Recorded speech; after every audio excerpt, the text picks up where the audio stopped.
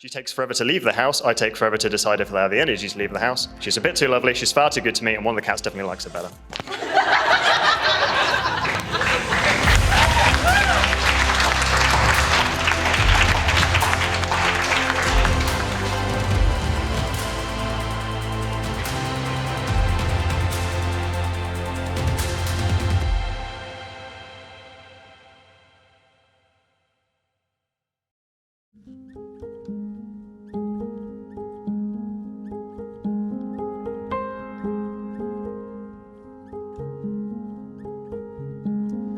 I promise to be forever your teammate, never your opponent, your support without anchoring you down, your energy and your insurance when your own runs dry.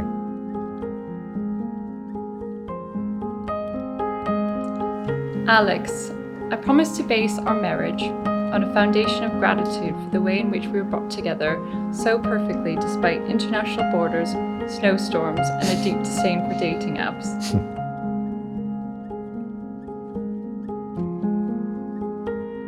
I promise to bring you joy while knowing that sadness must come and go. I promise to always put in the hard work, even though you're not hard work at all.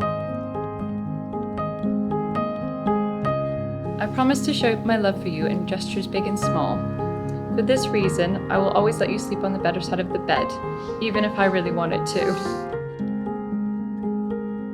So good afternoon, ladies and gentlemen, and on behalf of Alexander and Chloe, a very warm welcome to the Hazel Gap Barn on this very special occasion. I promise to always blow you away because I'm your biggest fan.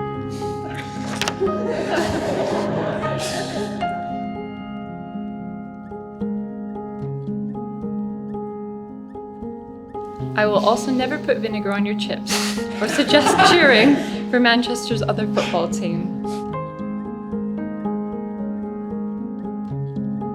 I promise you my time, my presence, my honesty, my trust and my patience, my best jokes, my worst jokes, my integrity, my humility, and whatever strength I have left after all of that.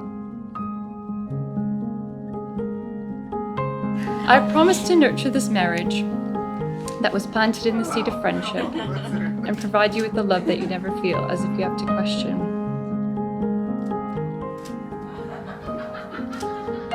Whatever life could foreseeably bring, I feel we already have the answer. For whatever else comes our way, we can find it.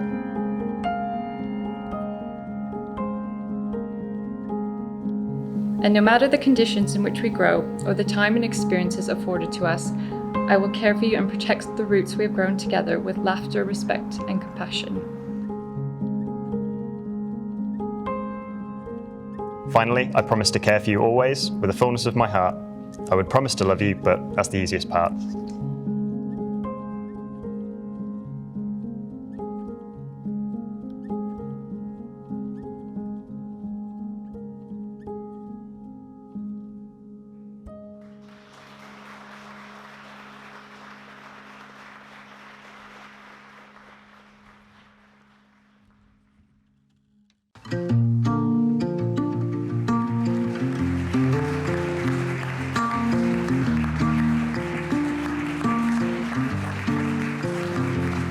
So for those of you who don't know me, my name is David Argent, and I'm the father of the beautiful bride tonight, Chloe. Well, I've always been her father, I guess. So, but Final thanks go out to everyone in this room, especially all of those who've travelled a long way, in several cases a very, very long way, to share this day with us. Neither of us enjoy being the centre of attention, clearly, but it would be impossible to feel more special in this moment to have you all celebrating with us as friends and all loved ones.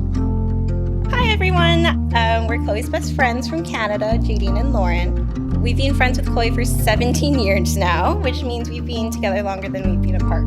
And the original plan was only to lose her to you guys for a year, which turned into 2 or 3 years, until one fateful Skype Sunday session, she told us about a boy she met. They'd gone to a pub and bonded over the same music, and she liked his quirky British humor.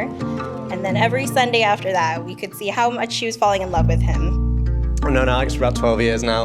We first met at university. I spied him across the lecture theatre, he spied me, and we were like, hey, you look nerdy. Let's be friends. A few months after we left university, I heard Alex was going through a hard time, so I reached out and went to visit him. And it was this point that we started talking about things that we'd never really spoken about before, and we realised that we related on a much deeper level than we ever knew. And around that time I was travelling on and off, but whenever I was around, we'd make sure we made the effort to come visit each other.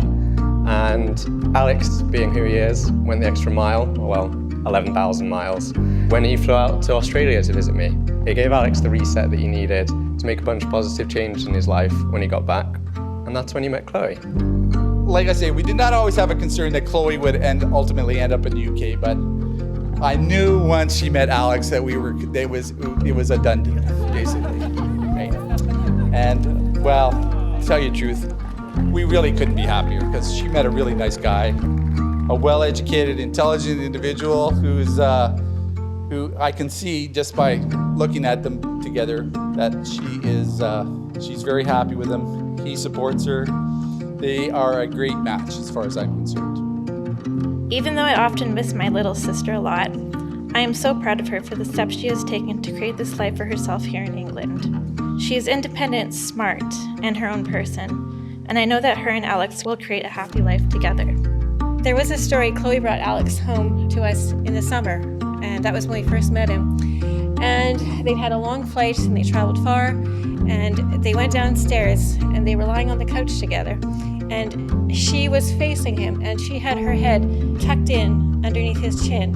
And he had his arms wrapped around her like he was never going to let her go. And I knew in that moment he was here forever, that she was at home with him.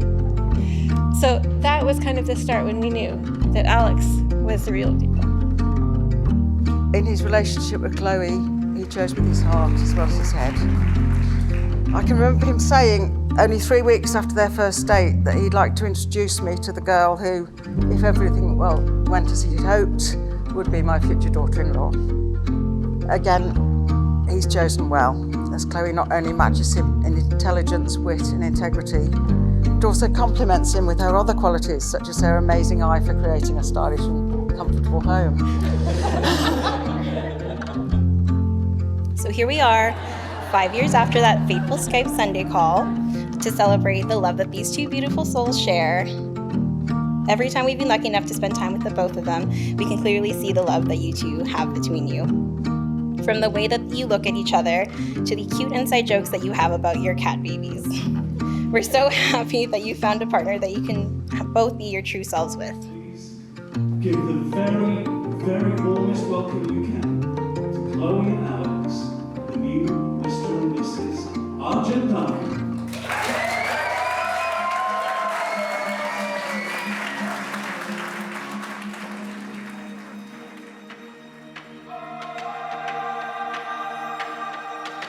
So after a few weeks of the will they, won't they, with all the style and suspense of a low-budget sitcom that was canned after the second season, things clicked for Chloe and me, and I can only speak for myself here, but life has blurred by like a simple, syrupy sweet montage ever since. We moved in together after 6 months, managed to move onto a house next to a country park, and reasonably fortunately just before a global pandemic, before making the leap to the ultimate commitment of cat ownership. And today, what can I say? She's a beautiful young lady. She's knows what she wants to do. She's always excelled in school, and then when she met Alex, like I say, that was a done deal. Alex, thank you so much for loving your best friend. When she moved here, we were worried about her being alone in a brand new place, as best friends do. Thank you for loving her so deeply, being a safe place through good and bad times, and creating such a beautiful life together. Chloe is great, isn't she? I remember the first time I met her, I think it was a few months into them going out, and I was thinking, these guys are going to be together forever. I'm so happy now to welcome her officially as a member of the family. Though in practice she's been one almost from our first meeting. I particularly value her unfailing kindness and thoughtfulness, which has been evident in the planning of this lovely day.